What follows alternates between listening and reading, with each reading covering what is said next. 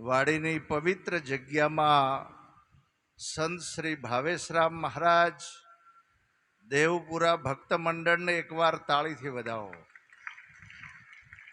ગુરુ પૂર્ણિમાનો દિવસ એ 29મી તારીખ હતી, પણ આજે ભાવેશરામ મહારાજે બધાને અનુકૂળતા પડે એટલા માટે 1 તારીખનો આ મહિમા પૂજનીય દોલતરામ બાપુની એમના ઉપર એક અસીમ કૃપા, અને એમાંય આજે પૂજનીય મહંત શ્રી આપણા હળદેવપુરી બાપુ પધાર્યા છે. એકવાર તાળીથી વધાવો. એવા ભેગ ભગવાન આપણા જે કંઈ જ્ઞાની મહાપુરુષોમાં વંદનીય મહાપુરુષ પૂજનીય પરથીરામજી બાપુ, પૂજનીય નિર્મળદાસજી સાહેબ, અમૃતરામ મહારાજ, અહીંયા વિષ્ણુગીરીજી મહારાજ, કાણોદરથી પણ આપણા વસરામરામ મહારાજ, અહીંયા ગિરધારી રામજી મહારાજ, અન્ય જે કંઈ પધારેલા સર્વે સંતોના આપણે બધા સંતોને એકવાર તાળીથી વધાવો. આજે પૂજનીય સંતોના દર્શન અને સત્સંગ મળવો ને એ બહુ ખરેખર ભાગ્ય હોય તો મળી શકે છે. પણ હમણાં તમે જુઓ તો પ્રસાદ જમણવારમાં એટલી બધી સંખ્યા હતી, પણ આપણા આ કાર્યક્રમમાં આપણે કેટલા વ્યક્તિ બેસીએ છીએ? વરસાદ આગાહી આ વસ્તુ એ કાયમ વસ્તુ, કદાચ આવી વસ્તુ રહેતી હોય, પણ ભગવાનના ભજનમાં આપણે 1-2 કલાક ના બેસી શકીએ. સાહેબ, આ કાર્યક્રમ ખાલી કોઈ પ્રસાદ ખાવાનો કાર્યક્રમ નથી, પણ આવા સંતોનો દિવ્ય સત્સંગ જ્યારે આપણાને મળી જાય તો આપણું એક જીવન બની જાય. પણ હમણાંના સમયની અંદર તમે જુઓ તો ધીરે ધીરે ભજન આ લુપ્ત થતું જાય છે. આજે વિષય રસોમાં અને એમાંય જે કંઈ મોબાઈલની જે દિશા બધાય જે આપણું યુવા ધન અત્યારે હાલ એવા રસ્તા ઉપર પ્રયાણ કર્યું છે. જેટલા આપણે અહીંયા બેઠા છે પરિવારને વિનંતી કરું કે આપણા યુવા ધનને આપણા ઘરથી આપણે શરૂઆત કરી અને એને પાછા વાળવાની જરૂર છે. આખા ઘરના આપણે ભક્તિસભર બનાવીએ. અમારે ભાવેશરામ મહારાજનું જો પરિવાર એક ભક્તિસભર પરિવાર, એકવાર તાળીથી વધાવો. સાહેબ, આપણે અમુક પરિવારમાંથી પ્રેરણા લઈ શકીએ. આ ભજન અને જે ગુરુ મહારાજનો ઉપદેશ આપણા જીવનમાં જ્યારે ઉતરી જાય ને તો આજે આ વિશ્વની અંદર ફક્ત સંતોના નામ અમર થયા છે. રામદેવપીર મહારાજનું નામ હોય, સવારામ મહારાજનું નામ હોય, જલારામ બાપાનું નામ હોય, ખાલી એમ કહો કે જુનાગઢ કોનું? સાહેબ, કોનું? નરસિંહ મહેતા કોઈ પણ કરોડપતિ અજબોપતિનું નામ આવ્યું નથી. આજે મેવાડમાં મીરાબાઈનું નામ ગાજી રહ્યું છે, કાશીમાં કબીર સાહેબ. આજે આવા મહાપુરુષોના નામ કોઈ પણ એવા કરોડપતિ અજબોપતિના નામ આજ સુધી આવ્યા નથી.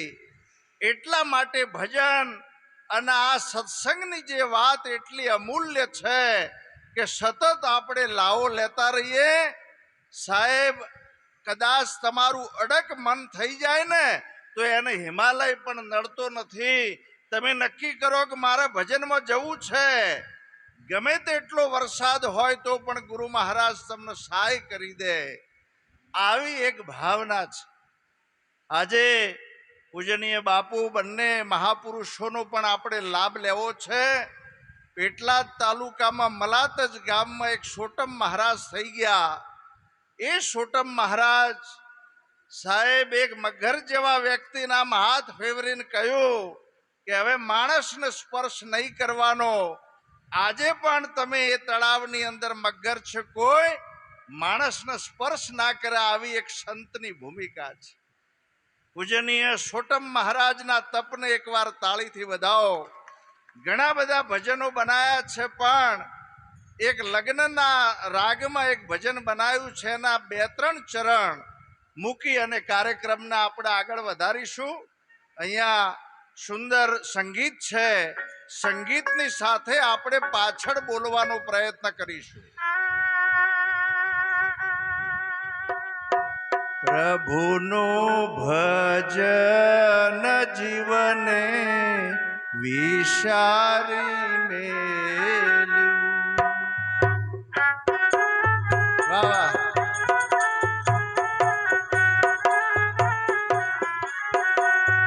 સંસારી સુખ વાલું લાગ્યું છે લાણા જીવડા, નરકની વાટે તારે જાવું રે પડશે. જય હો.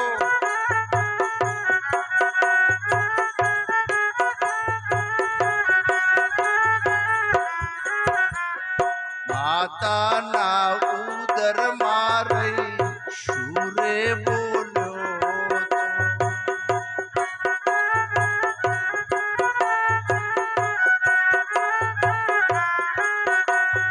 બહાર આવીને તું તો શું કરવા લાગ્યો જીવડા, નરકની વાટે તારે જાવું રે પડશે.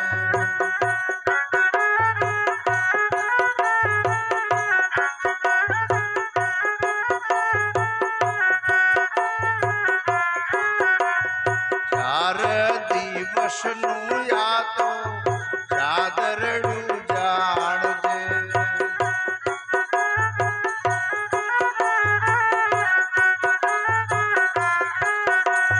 માયાનું સુખ એ તો બાજીગરનો ખેલ જીવડા, નરકની વાટે તારે જાવું રે પડશે.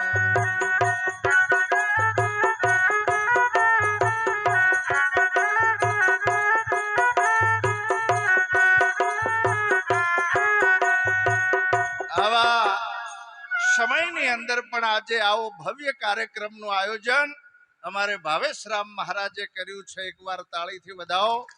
આવું જે કઈ ભોજન અને ભજન એ કઈક ભાગ્ય હોય તો થઈ શકે છે.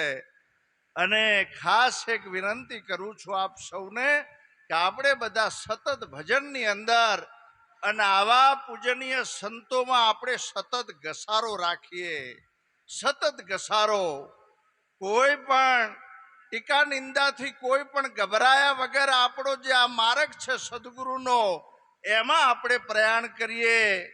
આપણા વડાપ્રધાન શ્રીને હમણાં એક પત્રકારે પ્રશ્ન કર્યો કે તમે લોકો આજે આખા ભારતમાં તમારી ટીકા નિંદા કેટલી બધી ગાળો બોલે છે, તો તમને કઈ આમ થતું નથી? ત્યારે એમને કહ્યું કે મારી ઉપરથી એનર્જી વધારવાનું આ કામ કરે છે. મારું ઉપરથી બળ વધારે છે. આજે એટલા માટે આપણે ખૂબ સત્યતાના માર્ગ ઉપર, પૂજનીય સંતોના જે કંઈ બતાવેલા માર્ગ ઉપર આપણે પ્રયાણ કરીએ. પૂજનીય સંતો, આપ સૌને વંદન કરી વિરમું છું. જય ગુરુ મહારાજ.